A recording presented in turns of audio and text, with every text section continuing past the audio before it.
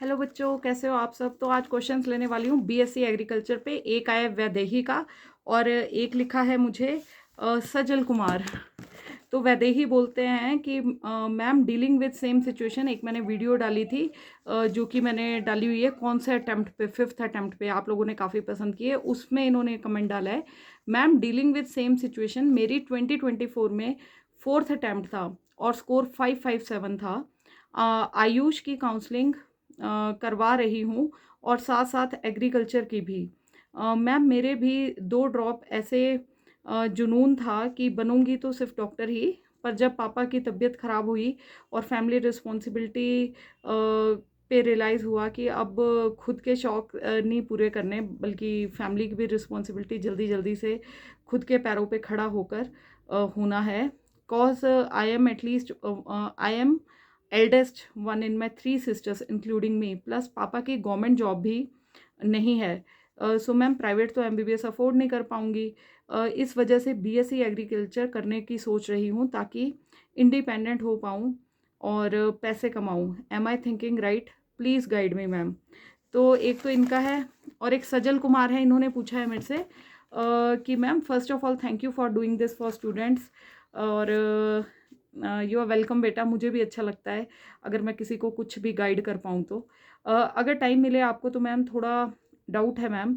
After 2 gap years I took a turn from NEET to agriculture even after scoring 636 marks in 2024 general category from Bihar, and knowing myself I'm not strong enough to hold myself for one more year, as I was not interested in other medical degree except MBBS, didn't join NEET related counseling.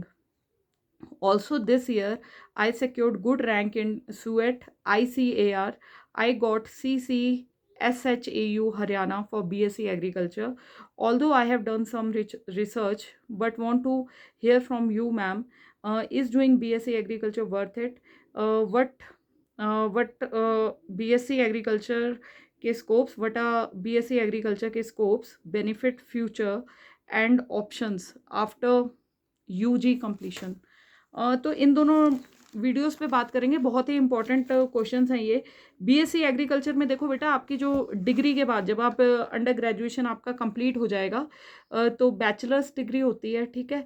तो इसके बाद एक तो आप लग सकते हो agriculture officer सीधे, जो कि ऑलरेडी आपको पता होगा। दूसरा रिसर्च वर्क में आप लोग जा सकते हैं, ठीक है। अब इसमें क्या है कि जैसे कि अब जैसे कई पोटैटो रिसर्च इंस्टीट्यूशन है, शिमला का है हिमाचल प्रदेश में, one of the renowned institution है। इसके अलावा जैसे मशरूम इंस्टीट्यूशन है, यहाँ पे एग्रीकल्चर ऑफिसर की पोस्ट निकलती हैं। इसके अलावा आप साइंटिस्ट लगते हैं कई जगह पे, और जैसे हिमाचल में भी ना टाइम टाइम पे निकलती रहती हैं कि जिसमें वो बीएससी एग्रीकल्चर निकालते हैं। ऐसे ही सेंटर में पोस्ट निकलती हैं, ऐसे ही बाकी स्टेट्स में निकलती हैं, ठीक है।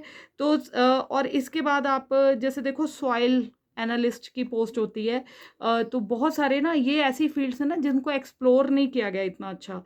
जैसे मैं बेसिकली नीट एस्पिरेंट्स की बात करूँ, क्योंकि एज नीट एस्पिरेंट मुझे उस टाइम, अपने टाइम की बात करूँ, मुझे सिर्फ इतना पता था मेडिकल से डॉक्टर बनते हैं। डॉक्टर कौन होते हैं? 2 डॉक्टर, एमबीबीएस या डेंटल। उस टाइम मुझे इतना पता था। तीसरा मुझे पता था आयुर्वेदा का। चौथा मुझे पता था वेटिनरी का, ठीक है। इसके अलावा मुझे कुछ नहीं पता था किस में स्कोप है। तो अभी मैं आपको इसके बारे में और चीज़ें बता देती हूँ। पहले इंडियन फॉरेस्ट सर्विसेज का आप एग्जाम क्लियर कर सकते हो। इसको क्लियर करने के बाद डायरेक्ट डीएफओ लगते हैं, डिस्ट्रिक्ट फॉरेस्ट ऑफिसर, जो कि बहुत ही रिनाउंड वो है। तो इसके लिए आप अभी से अपनी तैयारी रखो, ठीक है। और कई तो ना नॉन ट्रांसफरेबल जॉब्स हैं।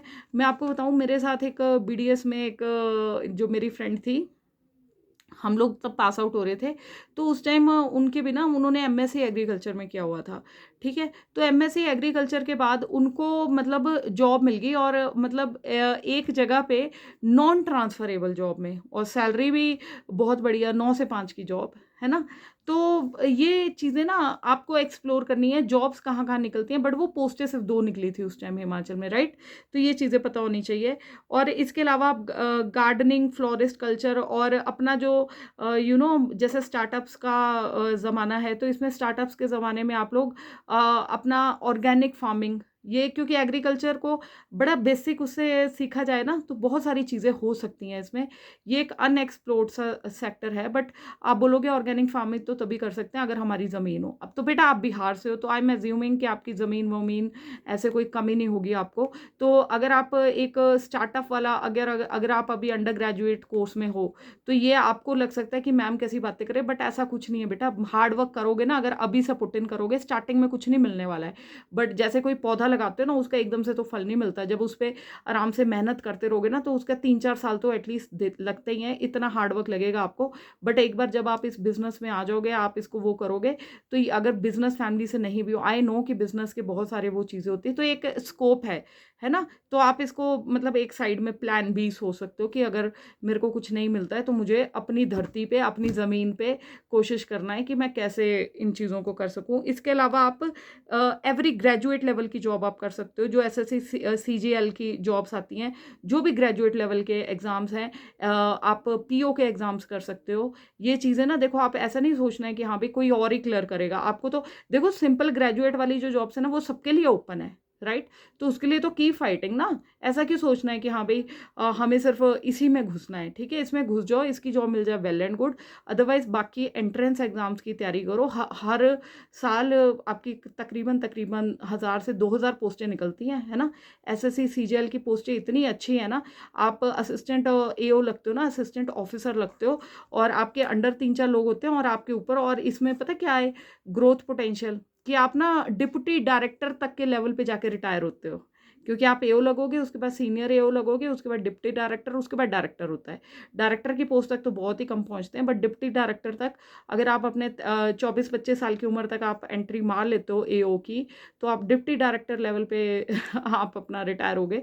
और ये प्रमोशनल चैनल्स ना, अगर आप इधर आएंगे एमबीबीएस में आएंगे या फिर आप इधर को जाएंगे इस साइड, काफ़ी कम पॉसिबिलिटी है, बट वहाँ तो बनोगे ही बनोगे, ठीक है। और वहाँ पे भी जाके कई बार तो कुछ लोग तो वहाँ पे भी पढ़ाई करते रहते हैं, यूपीएससी की तैयारी करते हैं या कुछ भी करते हैं। यूपीएससी की तैयारी भी कर ही सकते हो, वो तो खैर पता ही है आप लोगों को, ठीक है। अगर डॉक्टर टाइटल का इतना शौक है तब फिर आप एमएससी करने के बाद पीएचडी कर लेना, ठीक है। और बाकी ये चीज़ें थी। और आपको ना देखो इनोवेटिव होना है। जैसे जो सॉइल की न्यूट्रिशन वैल्यू जैसे पीछे चली थी हमारी, हरित क्रांति, ग्रीन रेवोल्यूशन, वाइट रेवोल्यूशन, तो ये चीज़ें हैं। एग्रीकल्चर में स्कोप बहुत है। सारी जो आपकी फार्मा कंपनीज हैं, ये एग्रीकल्चर रिलेटेड प्रोडक्ट्स है, यहाँ पे आप लोगों की ज़रूरत होती है। और बीएससी एग्रीकल्चर एक में तो ना इंजीनियरिंग के साथ, जेनेटिक इंजीनियरिंग के साथ भी एक वो है, तो उसमें तो आप जो इसमें जाते हो, ट्रैक्टर्स वगैरह एग्रीकल्चर से रिलेटेड ये चीज़ होती है। फर्टिलाइजर्स की कंपनी है, वो एग्रीकल्चर वालों को चांस देती है। बट आपको बस थोड़ा सा वो रहना है कि मतलब विजिलेंट सा रहना है कि ठीक है कहाँ पे मैं जा सकता हूँ। और इसके अलावा एक मैं अब आपको किस्सा सुना देती हूँ, जो कि आपको मेरी वीडियोस में आपको अलग से मिलेगा, लाइफ के एक्सपीरियंसेस।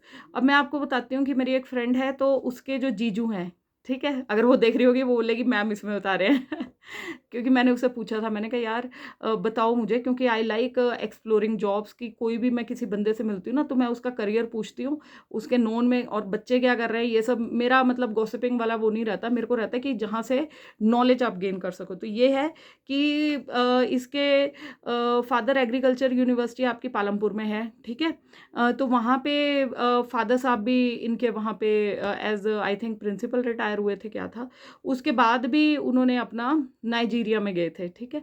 तो ये जो इनके जीजू थे, तो ये भी मतलब नाइजीरिया में जॉब करने गए। वहाँ पे आपको सारी सरकारी सुविधाएं हैं, पैकेजेस इतने अच्छे अच्छे हैं, बढ़िया पैकेजेस उसमें आपको। एंड आई वॉज एस्टोनिश्ड कि हाँ भाई, बल्कि उसने भी मेरे को बताया कि मैम जब मैंने बीडीएस का डिसीजन लिया था तो पापा ने मेरे सामने 2 सॉल्यूशंस रखे थे कि तू देख ले, अगर तेरे को बीएससी एग्रीकल्चर करना है कि। बट अब वही बात है ना कि हमें होता है डॉक्टर बनना है, डॉक्टर बनना है, तो बहुत हार्ड वर्किंग। एंड बट हम बीडीएस में स्ट्रगल किया हमने अपना, बट सेम टाइम आपको एग्रीकल्चर में वहाँ पे आपको अपॉर्चुनिटीज़ मिलती हैं। बट जिनको पता है, जब आपके टेस्ट वगैरह होते हैं या वो, तो वो नाइजीरिया में वहाँ पे सर्विस करने गए, और वहाँ वहीं पे उनकी मतलब फैमिली सेटल हुई थोड़े टाइम के लिए। थोड़े टाइम क्या मतलब 7-8 साल मेरे ख्याल से उन्होंने वहाँ सर्व कराए। तो उनके बच्चों के भी वहीं पे एजुकेशन थी, सब कुछ फ्री था, and packages was so good कि हाँ भाई आई वॉज रियली एस्टोनिश्ड। और सरकार वहाँ पे सारी सुविधाएं देती थी, ठीक है। तो अभी भी फिर जब वो अब आए हैं, इंडिया आए हैं, तो उन्होंने अपना सीईओ की उनको पोस्ट मिली है, तो उसमें जो उनके पर्क्स हैं तो वो भी बहुत अच्छे हैं अभी भी। नाइजीरिया के कंपैरिजन में, दो टोल्ड कि उसके कंपैरिजन में थोड़े से कम है। तो बहुत सारी अपॉर्चुनिटीज़ होती हैं, बस हमें पता नहीं होता है कि कैसे क्या-क्या करना है। और ये दोनों बच्चों की मेरे को बड़ी अच्छी बात लगी, वैदेही और ये दूसरे बच्चे, क्या नाम था इनका? सजल, सजल कुमार। तो आप दोनों बच्चों की मेरे को देखो, अब वैदेही आपकी मैं बात कर लेती हूँ। तो आपके लिए मैं आपको बोलना चाहूँगी बेटा, पहली बात है कि देखो लाइफ इज़ अनप्रिडिक्टेबल, हमें बड़े स्ट्रगल्स करने पड़ते हैं। आपने जैसे लिखा है कि मैम 4th अटेम्प्ट था और स्कोर था, और आपने भी बीएससी एग्रीकल्चर के बारे में सोचा है।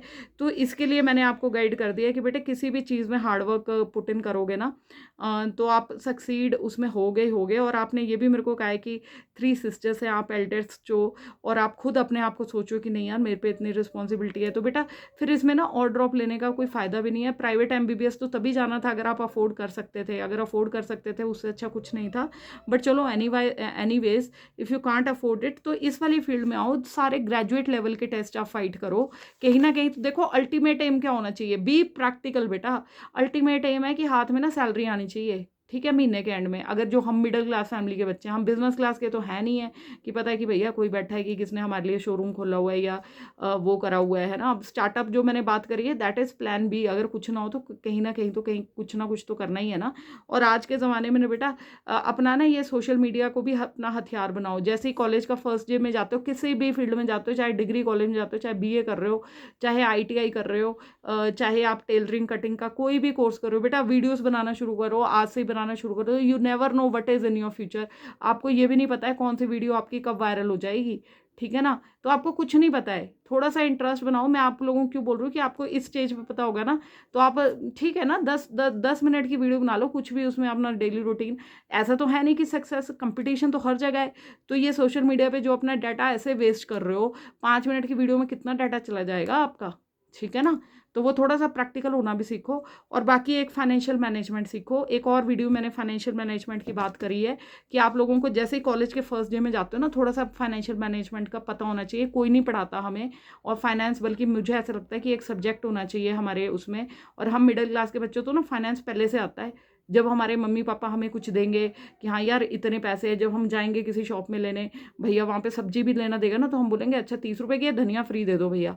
ये इतने की है, अच्छा जी 150 रुपये लगे हैं भैया, 140 काट लो। अच्छा 500 का सूट है भैया, प्लीज़ 450 काट लो। तो ये चीज़ तो हमारे उसमें है ना, हार्डवर्क हमारे उसमें है। तो ऐसा कुछ नहीं है बेटा, ये तो मतलब स्ट्रगल पहले भी था, आगे भी चलता रहेगा, ऐसी बात नहीं है। But survival of the fittest वाली बात है, बार बार मैं अपनी हर वीडियो में ये चीज़ बोलती हूँ।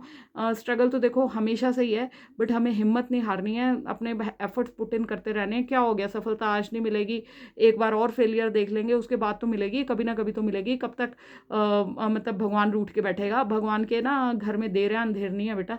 थोड़ा सा अपना बिलीफ भी रखो, फर्म रखो। और जैसे ये बिहार के सजल कुमार जी ने, इन्होंने जो क्वेश्चन दिया है मैंने इनको ऑलरेडी बता दिया आंसर।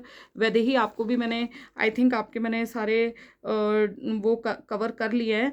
और बाकी सजल जी आप हैं अपने सेकंड ईयर बीएससी में, तो वैदेही भी बीएससी एग्रीकल्चर के बारे में वो जा रही हैं। ये थोड़ा सा आप इनको कमेंट बॉक्स में गाइड कर सकते हैं, अगर आपको लगे कि हाँ भाई जो पॉइंट अगर मेरे से कोई छूटा हो तो ठीक है। बाकी बेटा ये बात है कि कोई भी डिग्री करो, डिग्री को बस डिग्री की तरह करो, और ग्रेजुएट लेवल के सारे एग्जाम्स के लिए अपियर करो, ठीक है। जिस बच्चे को लोअर क्लास मिडिल, जिसको हमें टेंशन है ना कि हमने कमाना शुरू करना है, बेटा एग्जाम देने से नहीं शर्माना। इवन क्लर्क का एग्जाम दे दो, कोई फर्क नहीं पड़ता। ये थोड़े ना मतलब कि हम क्लर्क का एग्जाम दे रहे हैं तो हम क्लर्क लग के हम एक स्टैग्नेशन में कहीं नहीं जाओगे। अगर आप सक्सेसफुल लोगों की स्टोरी सुनोगे ना, उन्होंने क्लर्क का भी एग्जाम दिया होता है, बैंक पीओ का भी एग्जाम दिया होता है, एचएस का भी एग्जाम दिया होता है, आईएएस का भी एग्जाम दिया होता है। मेरी अपनी एक फ्रेंड है, आईआरएस इंडियन रेवेन्यू सर्विसेज में गई है, उसने पीओ का एग्जाम क्लियर किया था, राजस्थान की सर्विसेज में उसने एग्जाम क्लियर किया था, एचएस का एग्जाम क्लियर किया था। पहले तहसीलदार बनी, तहसीलदार बन के उसने काम किया 1 साल अपना, उसके बाद पेपर देती रही, फिर उसके बाद उसने अपना एचएस का एग्जाम क्लियर कर लिया था फर्स्ट उसमें ना, तब वो एज नायब तहसीलदार का भी उसने एग्जाम क्लियर किया था, एचएस में फर्स्ट रैंक था उसका, है ना। तो उसके बाद भी वो लगी रही, आईआरएस इंडियन रेवेन्यू सर्विसेज का एग्जाम क्लियर कर लिया, फिर उसने वो सर्विस छोड़ दी अपनी, और उसके बाद इंडियन रेवेन्यू सर्विसेज में चलेगी एट 31 ईयर्स ऑफ एज, ठीक है, था क्या, BDS, she was BDS doctor, ठीक है। एक बहुत फेमस डॉक्टर हैं डॉक्टर तनु जैन, इन्होंने अपना IAS का एग्ज़ाम क्लियर किया था और वहाँ पे जाके इन्होंने जॉब सर्विस की है, छोड़ दिया। क्यों छोड़ दिया? क्योंकि वो सोशल मीडिया पे इतनी ज़्यादा पॉपुलर हो गई, अब शायद अपना कोचिंग इंस्टीट्यूशन खोलेंगे या कुछ और खोलेंगे। तो बेटा ये तो अगर आप सोचोगे कि हाँ भाई अब स्टैग्नेशन आ गई, तो स्टैग्नेशन आ गई है। अगर आप सोचोगे कि नहीं भैया अभी हमें ये चीज़ मिल गई, अब आगे क्या? अब मैं क्या कर रही हूँ? मुझे ऐसा लगता है कि हाँ भाई मैं गाँव में पोस्टेड गया, मैं पेशेंट्स का तो काम कर रही हूँ, बट मुझे प्रोडक्टिव होना है। जो ज़िंदगी के स्ट्रेस हैं, या तो मैं उसमें यूट्यूब यूँ स्क्रॉल करती रहूँ। बट मुझे ऐसा लगता है कि जो मैंने ज़िंदगी में धक्के खाए हैं, जो मैंने चीज़ें सीखी हैं, मेरे थ्रू अगर आप लोगों को चीज़ें वो पहुँच जाएँ और किसी का भी भला हो सके, तो उसमें ना मुझे एक आत्मिक शांति मिलती है बस। जब आप लोगों के कमेंट्स आते हैं, thank you ma'am for helping, तो मुझे बहुत अच्छा लगता है सीरियसली। और अगर ये वीडियो आपको अच्छा लग रहा है ना, do like, subscribe and share, ताकि मुझे भी ना वो भावना बनी रहे कि मैं कुछ प्रोडक्टिव काम कर रही हूँ। अदरवाइज़ मुझे ऐसा लगेगा कि मैं टाइम वेस्ट कर रही हूँ और इसे छोड़ के मुझे कुछ और प्रोडक्टिव काम सीखना चाहिए, ठीक है। And with all this things I hope सबके डाउट्स क्लियर हों। इसके अलावा भी कोई क्वेरीज हों तो आप कमेंट बॉक्स में छोड़िए। देखो मेरे को जब टाइम मिलता है तब मैं कोशिश करती हूँ पर्सनलाइज्ड वीडियो बना पाऊँ, but every time it is not possible. तो कुछ बच्चों को ना मैं मैसेज के थ्रू भी रिप्लाई करती हूँ। जिसको पर्सनलाइज्ड वीडियोस चाहिए तो आप मेरे को लिख सकते हो, I will try to make, ठीक है। कभी कभी एक वीडियो में ही मैं सेशंस में क्वेश्चन एंड आंसर सेशन कर लेती हूँ। पहले भी 5 सेशंस के वीडियोस हैं question and answer NEET aspirants के, वो भी आप देख सकते हो। और उसके अलावा भी कोई होगा तो I will try to make, है ना। और इन्हीं शब्दों के साथ आप सब बच्चों को गुड लक एंड भगवान सबका भला करे। हर हर महादेव, जय श्री राम, बाय बाय।